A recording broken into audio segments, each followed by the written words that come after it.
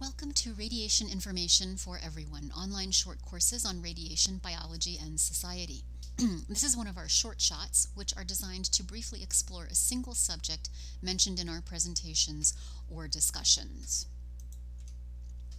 This short shot will review why some types of radiation are easier to detect than others, and in what circumstances. I'm Cindy Folkers with Beyond Nuclear.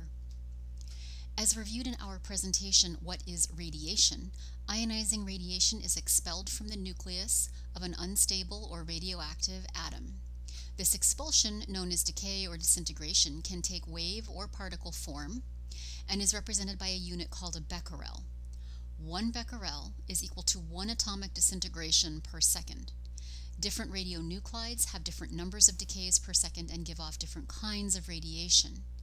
Each type of radiation can be stopped or travel through different types of material depending on the density of the material and the quality of the radiation itself.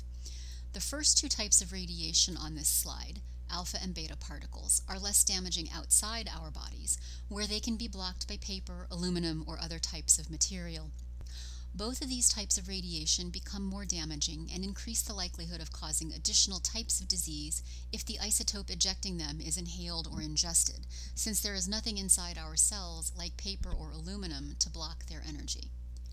Gamma wave radiation, on the other hand, is damaging whether inside or outside of our bodies, as it can penetrate through a number of materials, being heavily but not completely blocked by thick concrete or lead.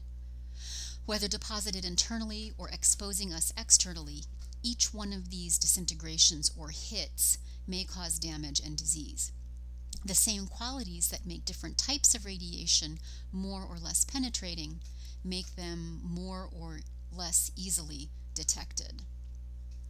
In general, gamma radiation is easier to detect because it is fairly penetrating, traveling through most materials more easily, especially in the ambient environment such as air or surface soil.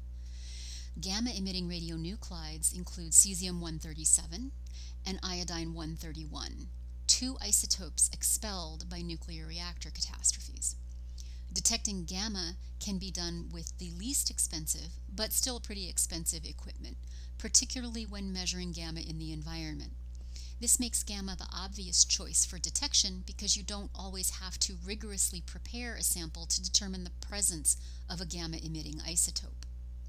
But even gamma radiation has different levels of energy, and this is where things get challenging. High-energy gammas are more readily detected than lower-energy gammas, meaning that even gamma radiation may not be easily found in deeper soil and water, for instance, or inside dense food, such as apples or salmon. This matters when you start to dig down further into the soil, use the water, or need to determine if food is contaminated. Determining how much contamination is present is trickier if you are measuring intact food. Even if you don't find gamma emissions from an isotope like cesium in the food, it doesn't mean that the food doesn't contain other radioisotopes. Alpha and beta radiation, because they are particles, have mass and therefore carry weight. They are easily stopped by materials such as paper, plexiglass, or skin, again depending on their energy levels.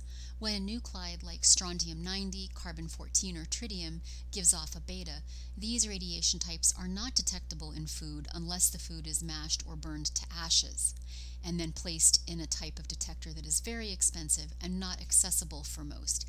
Even then, detection of these kinds of radioisotopes is difficult. Of course, a lot of the food would be rendered inedible through this destructive preparation for testing. Tritium and carbon-14 are routinely released by nuclear reactors, and strontium-90 is released from nuclear reactor catastrophes and above-ground atomic bomb tests. The same is true of alpha particles, which carry a lot of energy but deposited in a tinier space because they are heavy and they can't travel very far.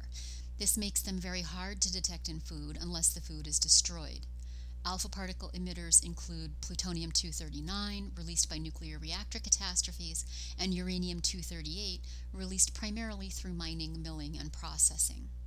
So in sum, detecting radiation in the environment can be done, and it is certainly helpful during a nuclear catastrophe to avoid high exposure, or after a radiological contamination event, to avoid living in highly contaminated areas. But it is also tricky because most affordable equipment only detects a portion of the actual radioactivity in the environment.